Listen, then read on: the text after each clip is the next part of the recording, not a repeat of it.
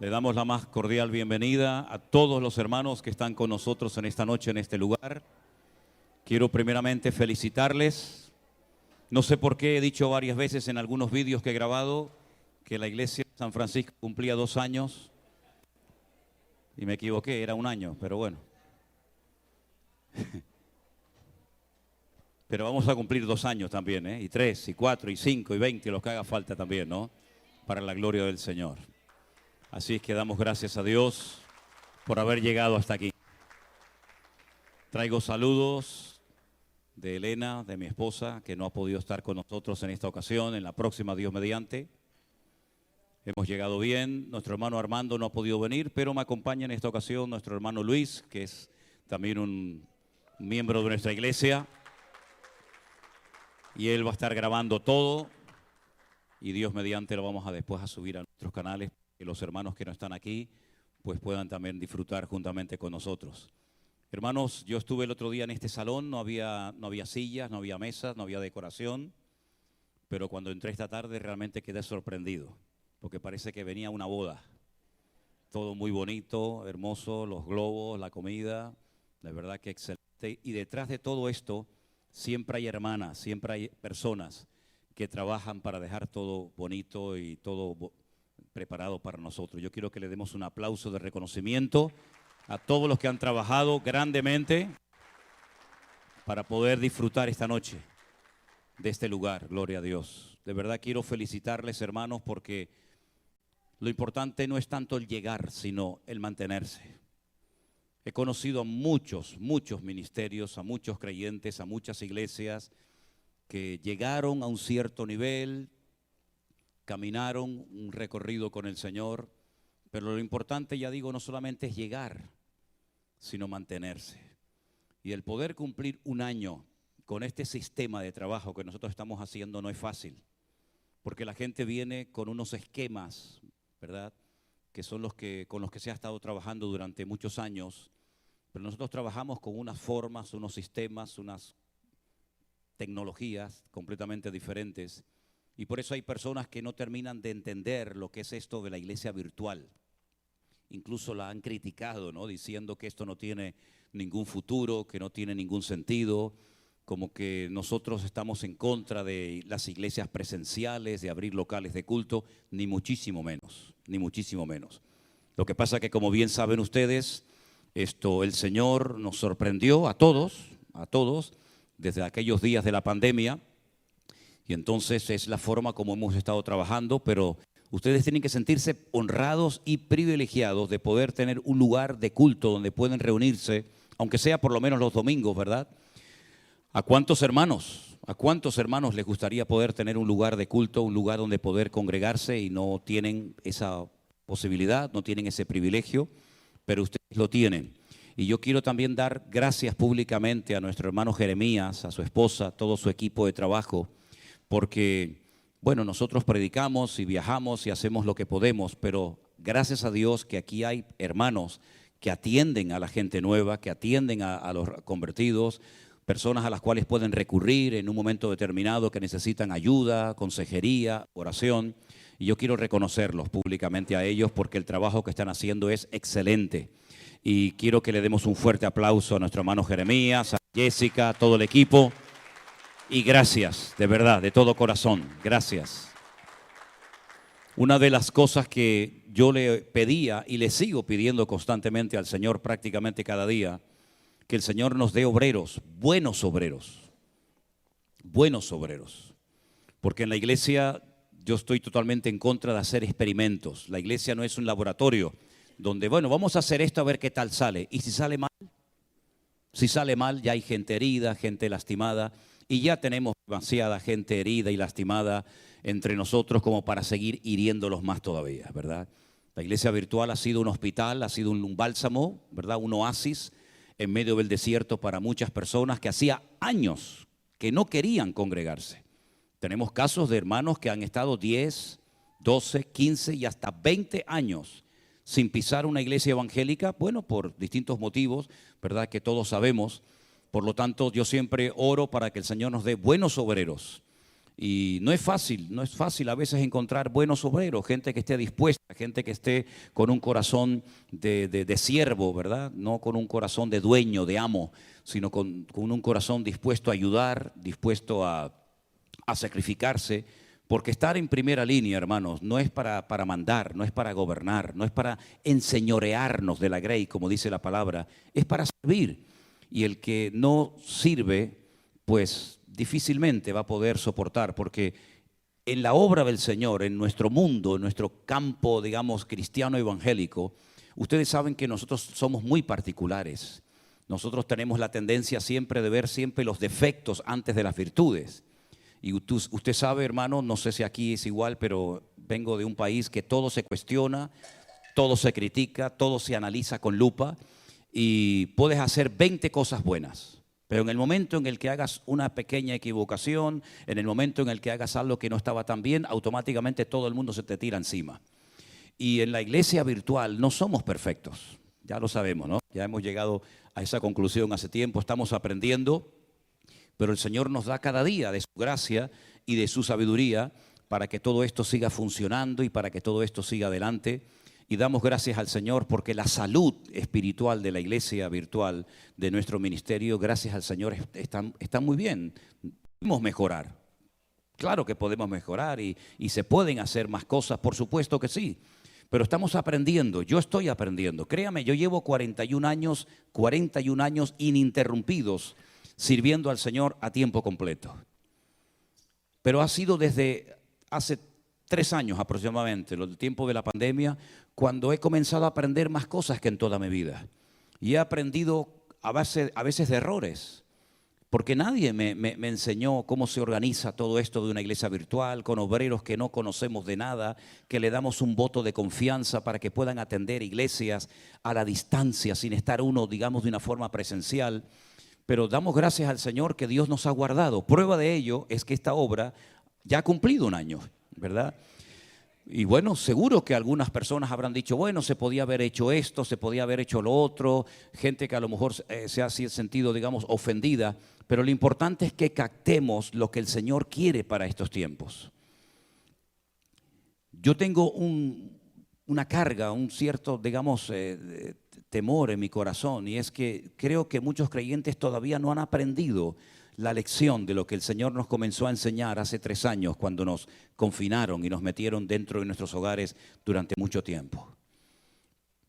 El mundo ha vuelto otra vez igual, sigue la gente provocando a Dios, los gobiernos, los políticos siguen provocando a Dios. Parece como que no hemos aprendido nada.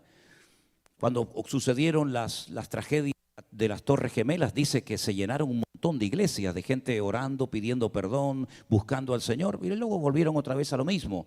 En los días de la pandemia, en los días del confinamiento, exactamente igual. La gente comenzó a buscar a Dios, a leer la Biblia, había un temor que va a pasar en el mundo, se van a ver un montón de muertos, etcétera. Y había un cierto respeto, parece como que todo eso se ha ido diluyendo en muchas vidas. Y entonces ¿saben lo que va a ocurrir? Que van a tener que seguir viniendo cosas peores. Y van a venir cosas peores. Y la iglesia va a ser sacudida de una forma tremenda. Bueno, me imagino que todos ustedes son conscientes de lo que están sufriendo, por ejemplo, en este momento, nuestros hermanos en Haití, donde sabemos que hay hermanos que han tenido que salir corriendo, dejando atrás todo, su casa, sus muebles, sus recuerdos. Las pandillas le han dado en algunos casos 48, en otros casos 72 horas a los miembros de iglesias, a personas de una ciudad, de un barrio, y si no se marchaban, los mataban. Y está pasando muy cerca de aquí de donde estamos nosotros. Y tarde o temprano la iglesia, si no aprende a humillarse y a buscar al Señor y a dejarnos de perder el tiempo en tonterías, la iglesia va a volver otra vez a ser sacudida, ¿verdad? Y por eso tenemos que aprovechar el tiempo, hermanos. Algunos de ustedes ya tienen en su corazón hace años el deseo de servir al Señor. Pues hermano, no siga dilatando ese deseo y ese anhelo en su corazón. Pídale al Señor que le abra puertas, porque la vida pasa volando, ¿saben? La vida, cuando uno se da cuenta, miras para atrás y dice, Dios mío, se me han ido 40, 50, 60, 70 años de mi vida. Y toda mi vida ha sido trabajar y trabajar y trabajar y comprar y pagar deudas. ¿Y para ti qué he hecho, Señor? Y yo sé que no es fácil que las personas se animen y se levanten para servir al Señor, pero yo animo a todos y a cada uno de ustedes a que no pierdan el tiempo. Yo sé que hay que trabajar, yo sé que hay deudas que pagar, yo sé que hay hijos, yo sé que hay familias, hay universidades, hay muchas cosas. Pero lo más importante de todo es que el Señor sea lo primero en nuestra vida. Y si no tenemos tiempo para otras cosas, no pasa nada. Pero qué triste cuando me encuentro a creyentes que me dicen, pastor, es que yo no tengo tiempo para estudiar y leer la Biblia. Usted sabe lo que me está diciendo, hermano. No tiene tiempo para leer la Biblia, no tiene tiempo para orar. No tiene tiempo ni siquiera un día a la semana para venir a un lugar a alabar al Señor junto con otros hermanos. Esa es la tragedia de muchos cristianos hoy en día. Y son honestos cuando dicen es que no tengo tiempo, claro, porque se han enredado con tantas cosas que no saben cómo salir de esos esquemas. Pero yo creo que el Señor nos está enseñando y nos ha hablado muy claramente a nosotros de que no podemos perder el tiempo y de que tenemos que poner la mano en el arado y no mirar atrás, porque la vida es corta y se pasa volando. Así que lo que tengamos que hacer, hagámoslo pronto. ¿Cuántos dicen amén? Cierren sus ojos un momentito, vamos a orar a nuestro Dios. Entiendo que hoy es una reunión única y exclusivamente para los miembros de nuestra iglesia aquí en San Francisco y otros hermanos que han venido como nuestro hermano Pablo, nuestro hermano Ali, nuestro hermano Gregorio y otros que han venido, ¿verdad?, de otras partes. Pero queremos que en esta tarde el Señor hable a nuestras vidas y nos ministre. Y podamos salir de aquí diciendo, hoy el Señor me habló. Hoy el Señor tocó mi corazón. Hoy tocó el Señor mi vida. Señor, te doy muchas gracias en esta noche por este año que nuestra obra ha cumplido aquí en este lugar, Señor. Gracias porque tú has sido fiel, supliendo todas nuestras necesidades, cuidando de nuestras vidas, dándonos gracia y fortaleza y sabiduría para que tu obra no se detenga por nada ni por nadie. Pedimos, Señor, que en este momento aquí reunidos en torno a tu palabra, tú nos hables, Señor, y podamos salir en esta noche diciendo, hoy mi Señor habló a mi corazón para poder seguir adelante, corriendo con paciencia la carrera, peleando la buena batalla y manteniendo la fe. Ayúdanos, Señor, a servirte, a honrarte y a no quitar nunca nuestra mirada y nuestra confianza de ti. Gracias, Señor. Te lo pedimos todo en el nombre bendito de Jesús. Amén y amén. El libro más antiguo de la Biblia, de los 66 que tenemos, el más antiguo es el libro de Job. Gracias, hermano. Sabemos que nuestras Biblias no están en un orden cronológico. Incluso sabemos que internamente hay libros, por ejemplo, lo pueden notar si ustedes leen el libro de Primera de Samuel, que ni siquiera hay libros que están ordenados interiormente. A la Biblia le pasa exactamente lo mismo. La Biblia empieza por el libro del Génesis, hablándonos de personajes como por ejemplo Abraham, Moisés, Jacob, Isaac. Pero sin embargo el libro del Génesis, por lo que relata sí, pero no es el libro más antiguo de la Biblia. El libro más antiguo de la Biblia y el personaje más antiguo de la Escritura es el libro del Job. Es un libro muy interesante. Es un libro donde vamos a ver en esta noche, con ayuda del Señor, cosas que no tenemos que olvidar nunca en nuestra vida. En el capítulo 1 voy a estar leyendo algunos versículos y después vamos a estar compartiendo grandes y profundas enseñanzas de este extraordinario libro. El capítulo 1 comienza diciéndonos lo siguiente. Hubo en la tierra de Uz un varón llamado Job. Este era un hombre perfecto. Si le choca la palabra perfecto, ponga la palabra completo, que es la palabra que realmente debería haberse traducido. Un hombre que era completo, era recto delante de Dios, temeroso de Dios, apartado del mal. Le habían nacido 7 hijos y 3 hijas, en total 10. Su hacienda, su patrimonio, consistía en 7,000 ovejas, 3,000 camellos, 500 yuntas de bueyes, 500 asnas y muchísimos criados. Y era aquel varón más grande que todos los orientales. Iban sus hijos y hacían banquetes en sus casas, cada uno en su día, y enviaban a llamar a sus 3 hermanas para que comiesen y bebiesen con ellos. Y acontecía que habiendo pasado el turno los días del convite, Job enviaba y los santificaba. Y se levantaba de mañana y ofrecía holocaustos conforme al número de todos ellos, porque Job decía: quizás habrán pecado mis hijos y habrán blasfemado contra Dios en sus corazones. De esta manera hacía todos los días.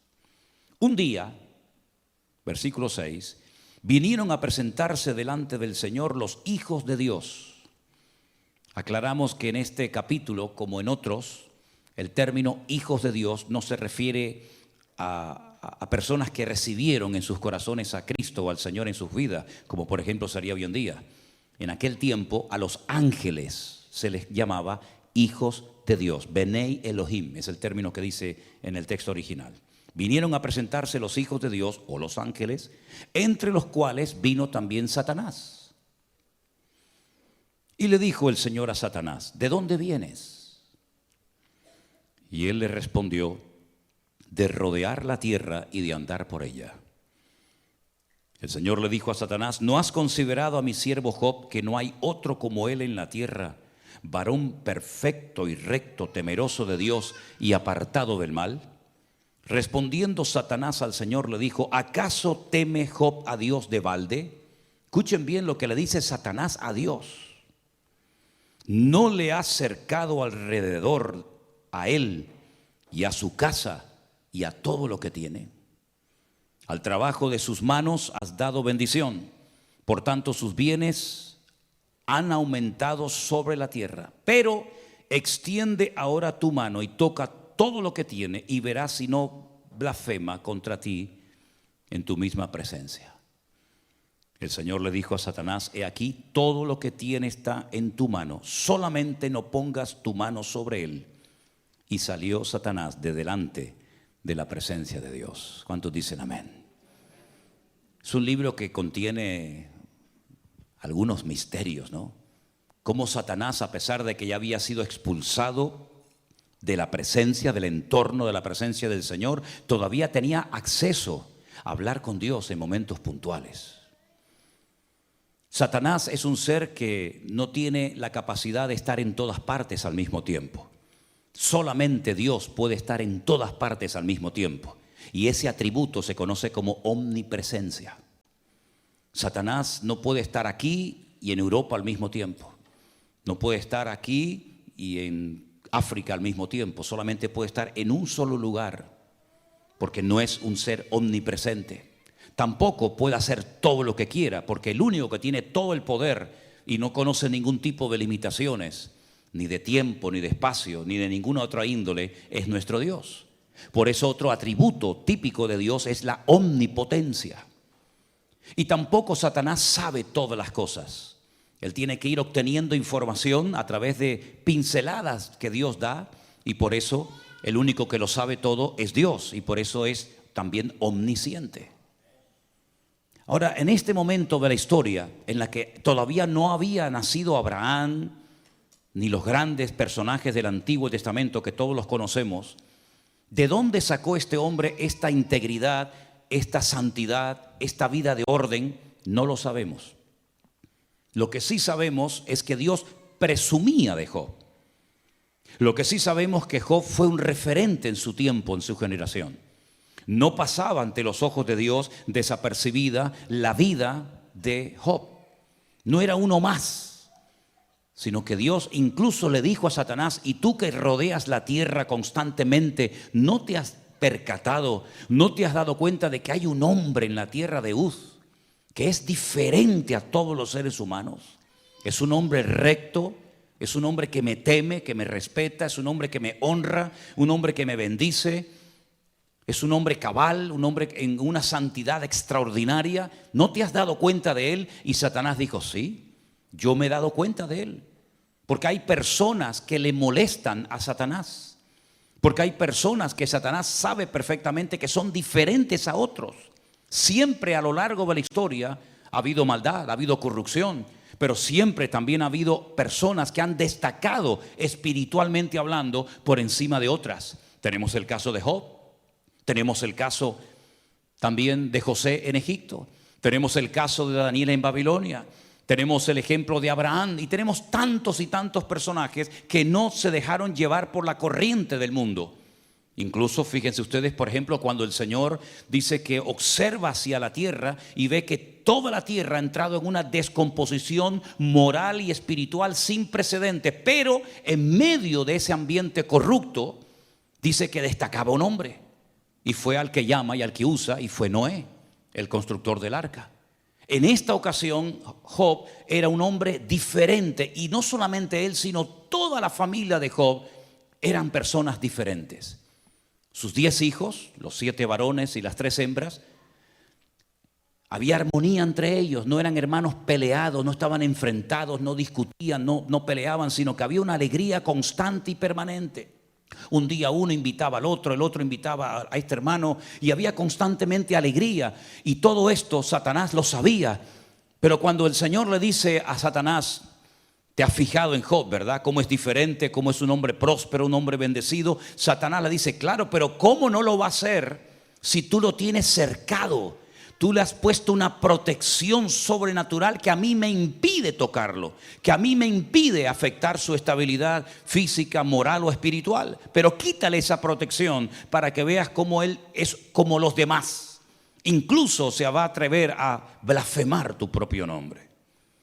El Señor estaba tan seguro de Job que le dio el permiso a Satanás, para que él se convenciera a sí mismo que por mucha protección que tuviera Job y que prescindiera de ella, Job iba a mantener su integridad.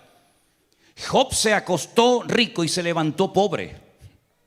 Job se levantó un día sin ningún hijo, pero el día anterior los tenía todos. Job se acostó sano y al día siguiente se levantó enfermo. Todo le cambió en pocas horas, en pocos días a este hombre. Perdió a sus 10 hijos, perdió su matrimonio, perdió su salud, perdió miles de camellos, miles de bueyes, miles de ovejas, miles de asnas. Todos los criados los perdió, sus propiedades desaparecieron, pero nunca blasfemó contra Dios.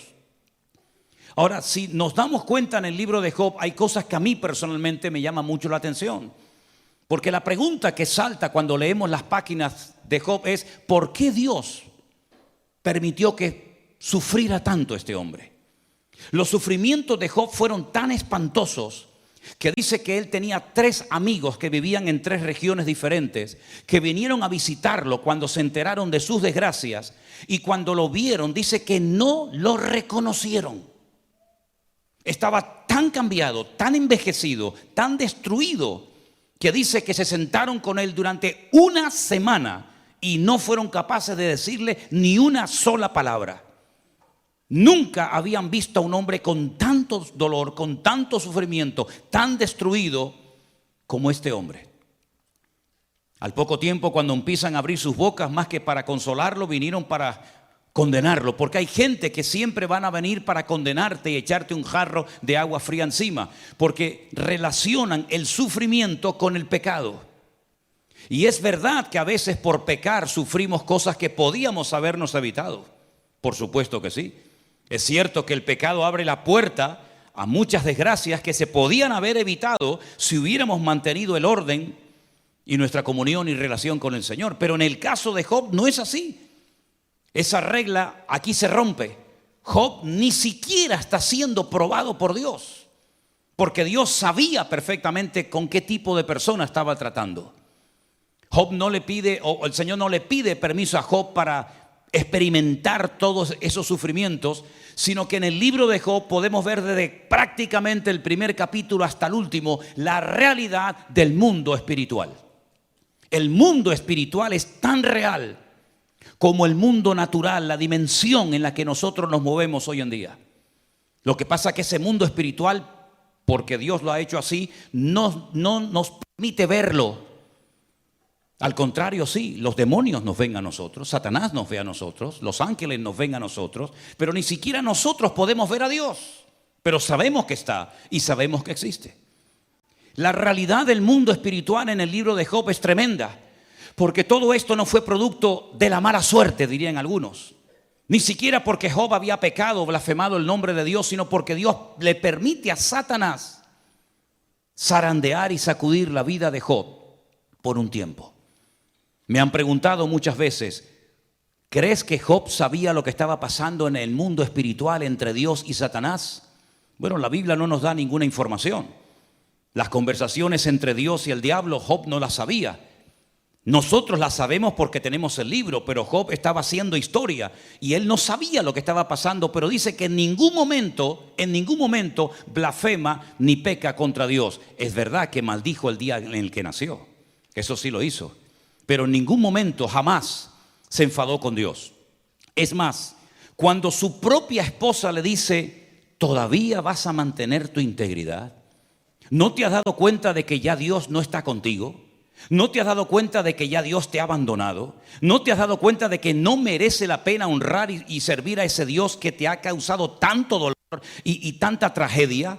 Maldice a Dios y muérete ya de una vez. Le desea a su propia esposa la muerte y lo tienta, lo incita a que se rebele contra su Dios. Y entonces es cuando él le dice, como cualquier mujer insensata, has hablado. ¿Recibiremos solamente el bien de parte de Dios y el mal no lo recibiremos? Él no se queja en ningún momento contra el Señor, porque él dice en el capítulo 1, verso 21, desnudo salí del vientre de mi madre y desnudo volveré. Dios dio y Dios quitó. Sea el nombre de Dios bendito. ¿De dónde sacaba fuerzas este hombre? ¿Cómo fue capaz de aguantar tantas penurias y sufrimientos este hombre? ¿Era una especie de superhombre, una especie de Superman? ¿Un hombre que lo pierde todo? ¿Un hombre que se queda sin nada? Sabiendo que no ha cometido ningún delito, ningún pecado contra Dios, sino que están pasando cosas que él no entiende, pero sabe que Dios no lo ha abandonado. Porque en el libro de Job se pierde todo menos la presencia y la fidelidad de nuestro Dios. Porque en la vida podremos perder muchas cosas. Podremos enterrar hijos, esposas, maridos. Podremos perder el trabajo, podremos perder la salud, podremos perder tantas cosas, pero nunca perderemos la presencia del Señor.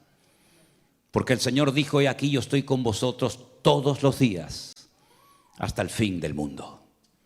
Es verdad que la vida de Job fue una vida extraordinaria, una vida maravillosa. A cualquiera de nosotros nos gustaría tener, aunque fuera el 10% de toda la bendición que Job tuvo antes de caer en esta penuria, en este calvario. Pero queridos hermanos, Job sabía perfectamente que Dios tenía todo el derecho de probarlo y de permitir cosas que ninguna mente humana jamás sería capaz de entender y de explicar teológicamente lo que aquí está pasando. Pero este hombre sabía perfectamente que todo estaba bajo el control de Dios. Y lo que me llama la atención es que él nunca leyó la Biblia. Ni una sola letra de la Biblia se había escrito en la época de Job. Nunca leyó la Biblia. No tuvo ni un capítulo de la Biblia, ni un salmo, nada. Nunca tuvo un pastor. Nunca fue a ningún culto. No existían las iglesias, no existía el pueblo de Israel. No había la ley de Moisés. No estaban los sacerdotes. Pero tenía una comunión con Dios tan espectacular que él sabía lo que se podía hacer y lo que nunca se debía de hacer. Job sabía perfectamente que Dios iba a estar con él en medio de aquellos sufrimientos terribles. Fíjense hasta qué punto el libro de Job es tremendo cuando tú ves a un hombre bendecido, un hombre prosperado, un hombre íntegro, un hombre temeroso de Dios, y lo ves de repente tan mal que algunos rabinos judíos en Israel dicen que el libro de Job no es la vida de un hombre, sino es una metáfora donde se emplea el nombre Job y Job, ¿no?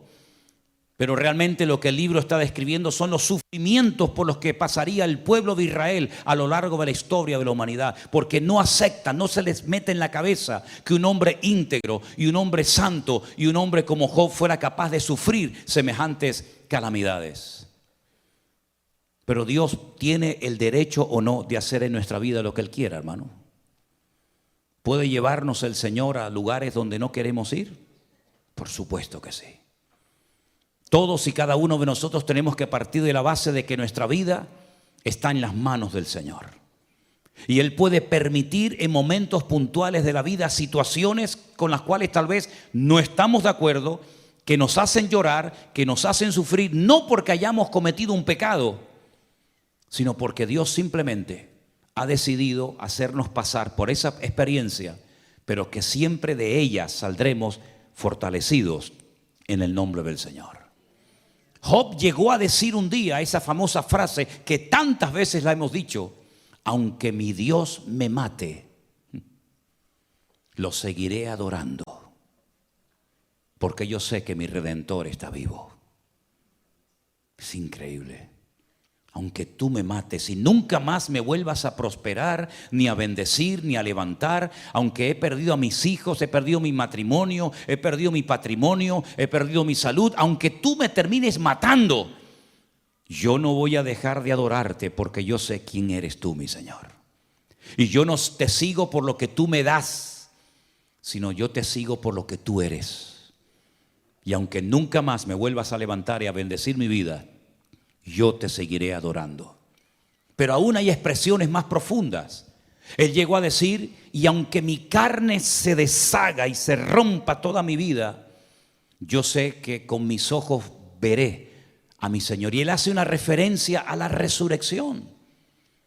Y repito, él nunca había leído la Biblia. Él no sabía nada de teología, pero él sabía que algún día, cuando él muriera, se iba a presentar delante de la presencia del juez justo de toda la tierra, y el Señor lo recompensaría, y todos aquellos sufrimientos pasarían a la historia, y él tendría un cuerpo glorificado y una vida nueva en el Señor.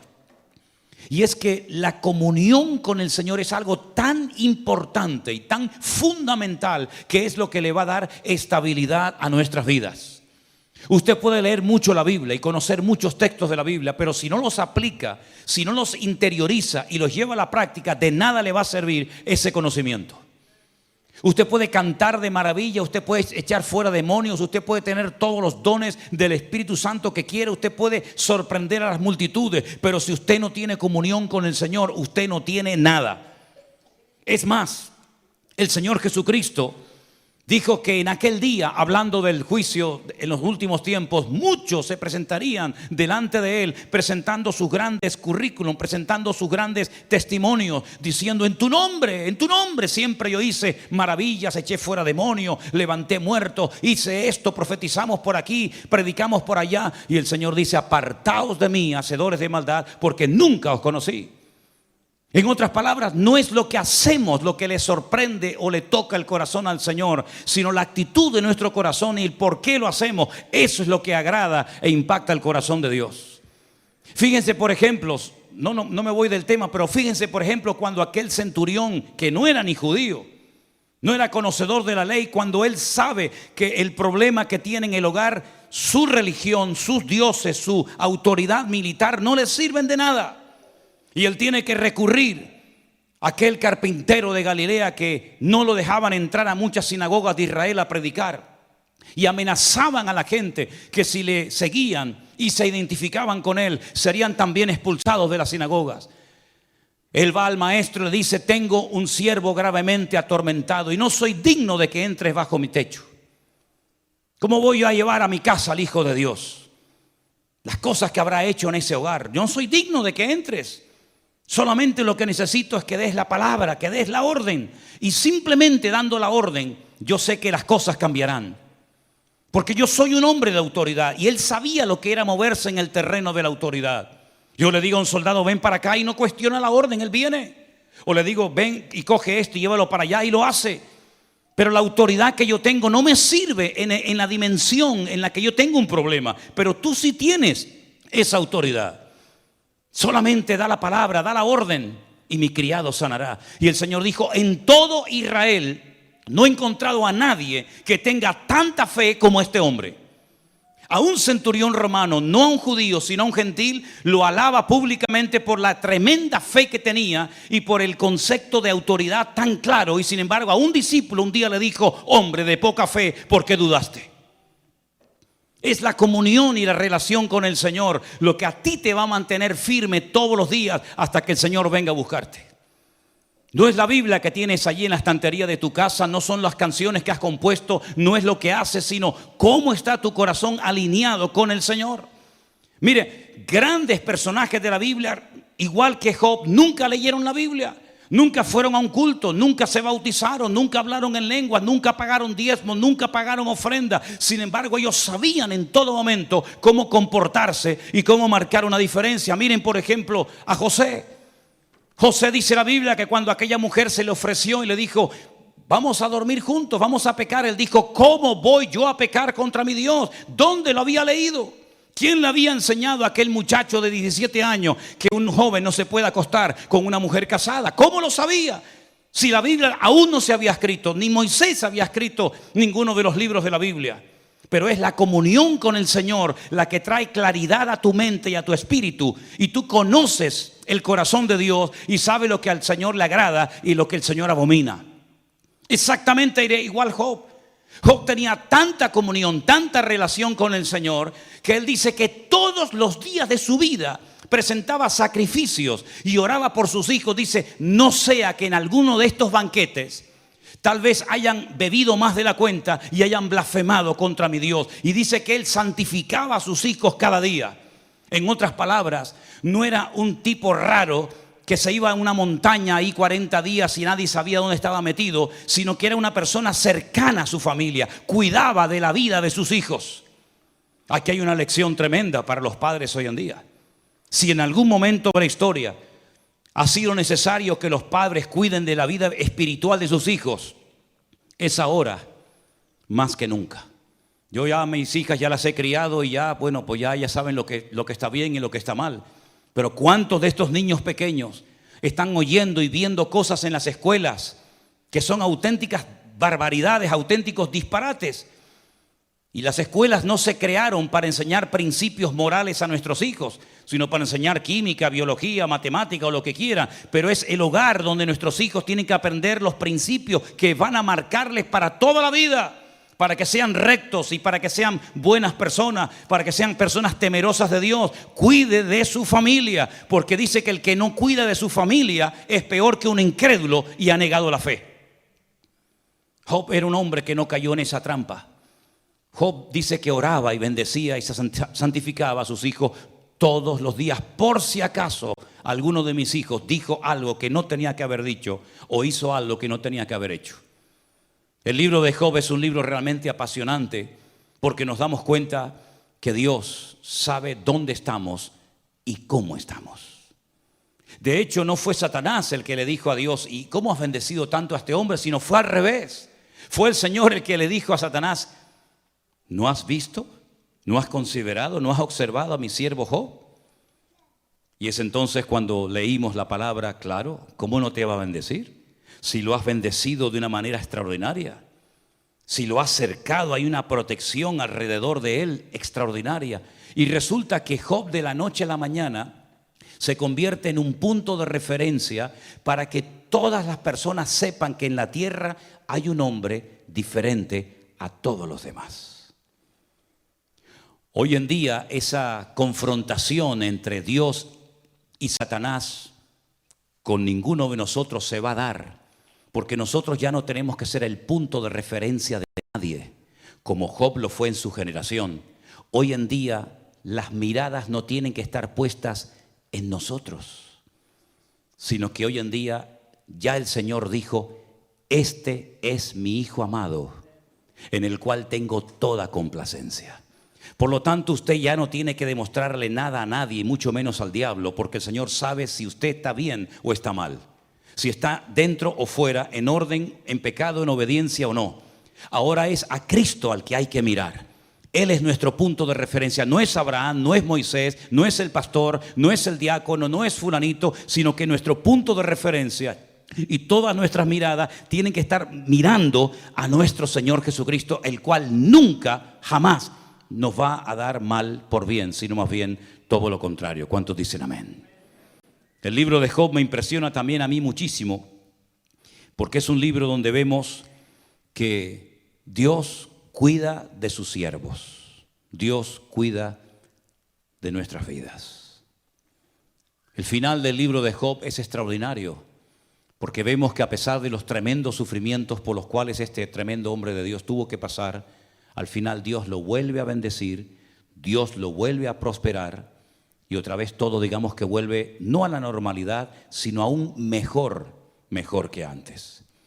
Cuando el Señor permite una experiencia fuerte en tu vida que te hace llorar, que te quita el sueño, que te perturba, hermano, no te quejes nunca. Glorifica a Dios. La Biblia dice que no tenemos que sorprendernos del fuego de prueba que nos ha sobrevenido, como si alguna cosa extraña nos estuviera aconteciendo. El apóstol Pedro dijo: tener en cuenta que los mismos padecimientos, las mismas batallas, las mismas luchas, los mismos sufrimientos los están experimentando nuestros hermanos en todas las naciones de la tierra. El mundo entero, todas las naciones de la tierra van a ser sacudidas. Y lo estamos viendo, hermanos, lo estamos viendo. Nación tras nación está siendo sacudida por el Señor. Pero en medio de este mundo enfermo y loco, donde a veces decimos: Señor, yo no encajo en ninguna parte, y nos sentimos como un pez fuera del agua, nosotros, dice la Biblia, tenemos que ser luminares en el mundo. Nuestros hijos en los colegios tienen que ser niños diferentes. Nosotros tenemos que ser personas diferentes a la hora de hablar, de comportarnos, de actuar, de pensar, de reaccionar. ¿Por qué? Porque tenemos un Dios que ha transformado nuestra vida. Y ya nosotros no vamos a favor de la corriente, sino vamos en contra de la corriente de este mundo. Tal vez te sentirás solo, tal vez te sentirás incomprendido, pero nunca estarás solo, porque el Señor siempre nos acompañará en todo momento y en todo lugar. Y dice el Salmo 23, y quien no lo sabe de memoria, que aunque andemos por valles de sombra y de muerte, no temeré mal alguno, porque tú estarás conmigo. Pero dice algo más que a veces olvidamos: tu vara y tu cayado, ambas cosas, tu vara y tu cayado me infunden aliento. Es decir, cuando me pastoreas y me atiendes y me mimas y me ayudas, yo recibo aliento. Pero cuando utilizas la vara para corregirme, para exhortarme o para sacudir mi vida, también tu corrección me infunde aliento. Porque yo sé que el Señor nunca se va a pasar conmigo, sino que aunque ninguna disciplina al tiempo presente parece ser causa de gozo, de alegría, siempre el trato de Dios en nuestra vida siempre va a producir en nosotros un nivel de madurez y un nivel de conocimiento y de relación con el Señor superior al que teníamos antes de haber entrado a ese túnel o a esa prueba tremenda.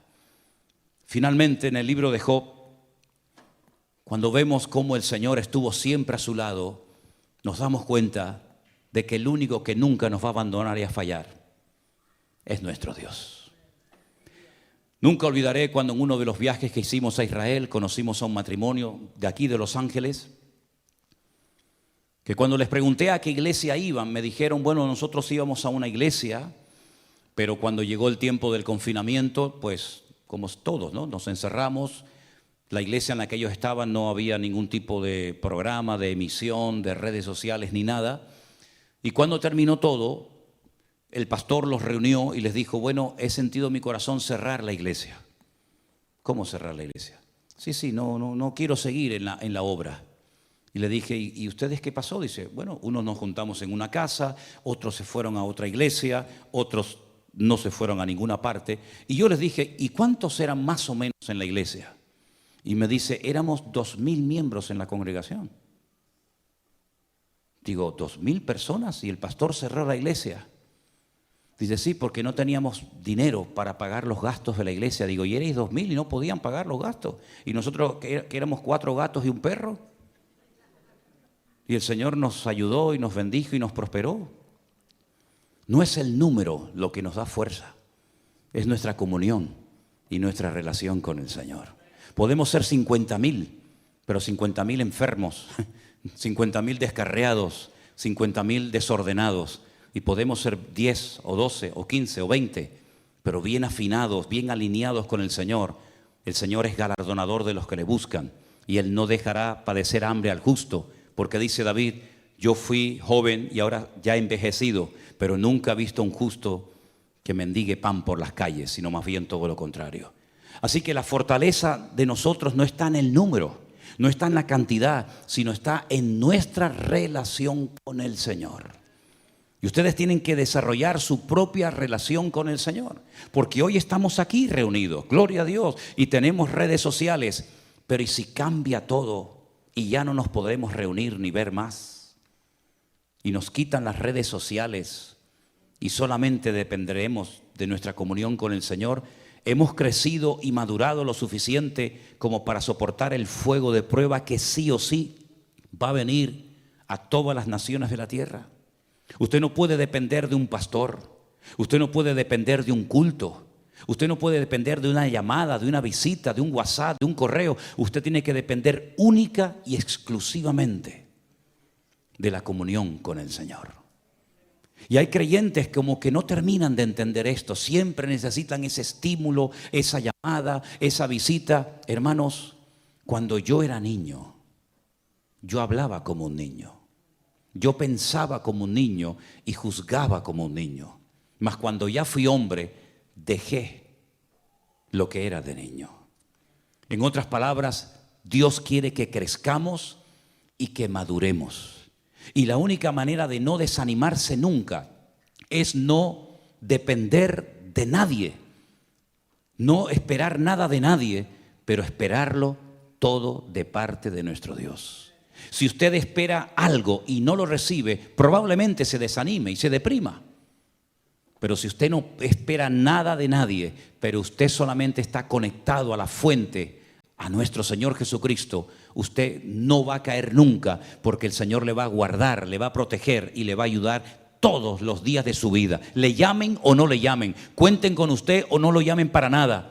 Usted sabe en quién ha creído, y los que estamos bien firmes y parados en Cristo podremos pasar por luchas, por pruebas, porque mayor es el que está en nosotros que el que viene contra nosotros.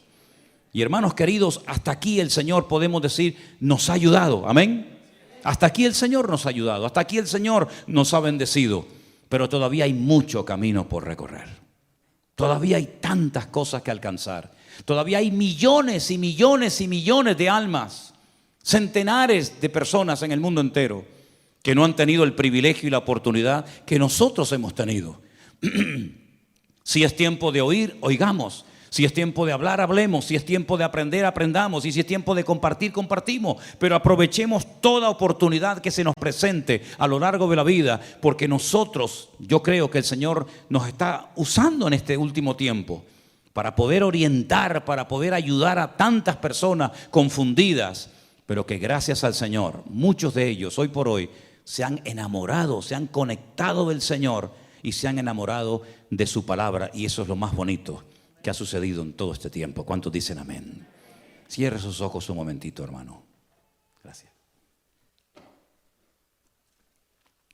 Cierra tus ojos ahí donde estás. Y primeramente digamos: Señor, gracias porque hemos podido cumplir un año de vida. Gloria a Dios. Algo hemos aprendido, algo hemos caminado. Pero Señor, también entendemos que tal vez en el futuro vendrán pruebas y luchas y dificultades, pero todo esto que hemos aprendido nos ha capacitado y nos ha ayudado a saber cómo afrontar los problemas y circunstancias de la vida. Y hermanos, si alguien aquí esta tarde entre nosotros está pasando por alguna dificultad matrimonial, económica, un problema de salud o de la índole que sea, no apartes tu mirada del Señor. El Señor no te ha abandonado, no se ha cansado de ti, no te ha cambiado por otro o por otra. El Señor tiene todo bajo su control. Y no es ningún pecado llorar No es ningún pecado el sentirte tal vez un día triste y el tener que pedir oración a un hermano. Pero lo que sí queremos es que siempre nuestro corazón esté lleno de gratitud a nuestro Dios. Que siempre le digamos: yo sé en quién he creído. Yo sé que mi Dios está conmigo y nunca me vas a abandonar. Yo sé, Señor, aleluya, que tú eres mi referente y mi punto de referencia.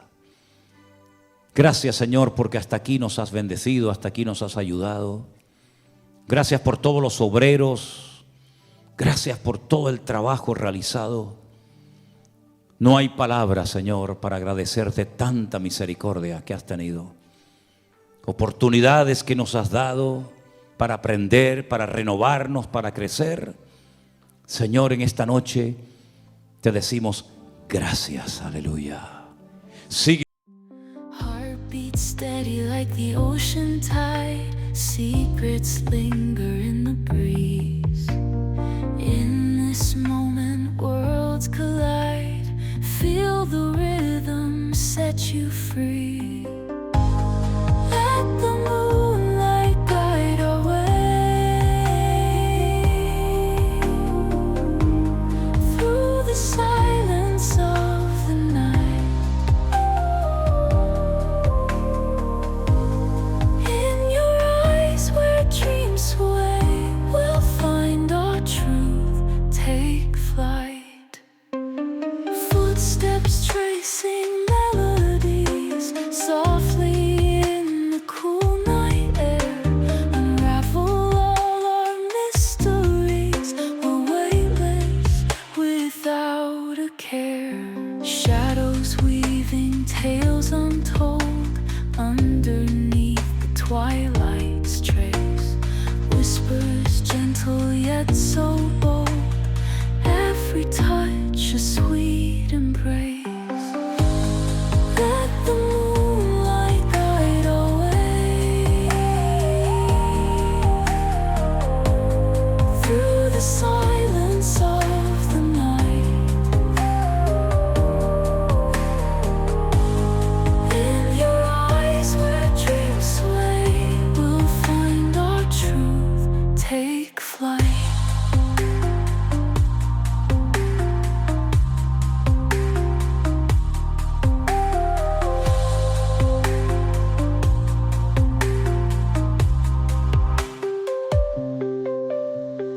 As the dawn begins to break and the stars fade into size, in each heartbeat memories wake of our midnight reverie.